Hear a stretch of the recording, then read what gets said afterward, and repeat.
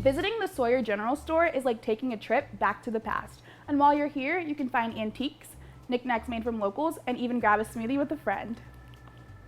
If you're anything like me and you're new to North Dakota, you need to get yourself a good pair of mittens and some new winter boots.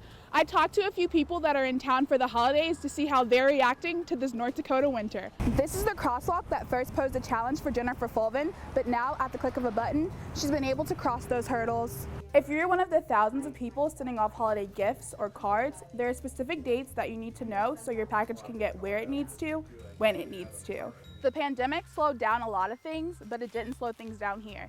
They still had a great turnout last year and were able to grow over 60 different types of squashes and pumpkins. I'm here at the Clarion Hotel for this year's Democratic NPL convention. While there are 224 days until the general election in November, Democrats from all over the state are here gearing up for that election.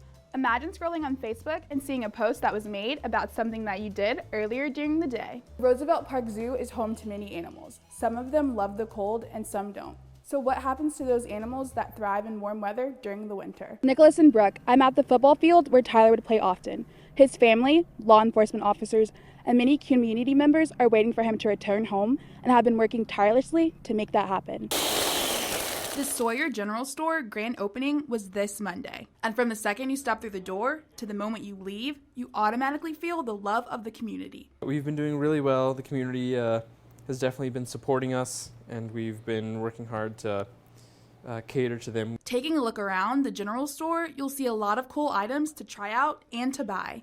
People can find coffee, gifts made by locals, sandwiches, Italian cream sodas, zingers, caramel rolls. And some of those handmade gifts are made locally. Sandra Fleming is one of those artists, and she loves having her work on display right in her community. Oh, it's a good feeling, and it's a wonderful, cozy little store here, and I hope the town will patronize them. Visiting the Sawyer General Store is like taking a trip back to the past. And while you're here, you can find antiques, knickknacks made from locals, and even grab a smoothie with a friend. Jones says he enjoys working at the store and it was opened to fill a need in the community. And so far, it has been a great feature for the people of Sawyer. Sawyer doesn't have a whole lot here. We have a restaurant and a bar, and now we have a coffee shop.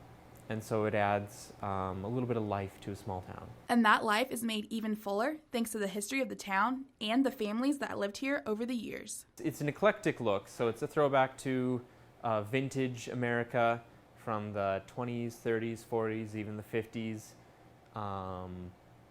And so that's the experience we're selling. Whether you call this community home or you're just visiting, it's great to experience and try out local businesses. For KX News in Sawyer, I'm Lauren Davis.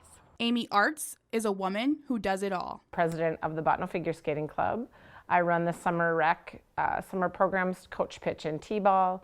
I volunteer with the Dakota College at Bottineau Evergreen event, which is a fundraiser for academic scholarships. I teach Sunday school, and I just pitch in wherever people need help. She also is a substitute teacher for Bottineau Public Schools and was formerly a school counselor and on the board of directors for Matagoshi Ministries. Arts says she gives back because being a productive member of society is a valuable skill. Many hands make light work, and when we all pitch in, we can get things done more easily. I also want to show my kids that everybody needs to do their part in this world to make it a better place for everyone to live in. She was surprised to even be recognized for the work that she does. I don't view myself as anything other than a mom doing what moms do, providing opportunities for my kids to be involved in things, helping in my community where help is needed.